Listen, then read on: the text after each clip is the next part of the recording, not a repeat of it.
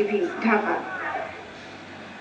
বিএনপির গণতন্ত্রের অভিযাত্রা মার্চ ফর ডেমোক্রেসি নিয়ে সুপ্রিম কোর্ট এলাকায় বিএনপি-পন্থী আইনজীবীদের সঙ্গে আওয়ামী লীগ নেতাকর্মীদের সংঘর্ষ হয়েছে। বিরোধী জোট 18 দলের কর্মসূচি সফল করতে সকাল থেকে অবস্থান নেন বিএনপি-পন্থী আইনজীবীরা। হাইকোর্টের মূল ফটকের ভেতরে বিএনপি সমর্থিত আইনজীবী ও আইন শিক্ষার্থীরা জড়ো হয়ে বিক্ষোভ শুরু করে। এক পর্যায়ে বিকেলের দিকে আওয়ামী লীগের নেতাকর্মীরা মুক্তিযুদ্ধ ফ্রন্ট ব্যানারে ভেতরে ঢুকলে শুরু হয় সংঘর্ষ। এর আগে সাংবাদিকরা জাতীয় প্রেস ক্লাবে ঢুকতে চাইলে তাতে বাধা দেয় পুলিশ।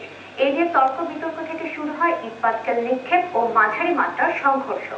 এছাড়াও ঢাকা বিশ্ববিদ্যালয়ের জাতীয়তাবাদী সাদা দলের কিছু সংখ্যক শিক্ষক প্রেস ক্লাবের সামনে সমাবেশ করতে গেলে তাতেও বাধা দেয় পুলিশ।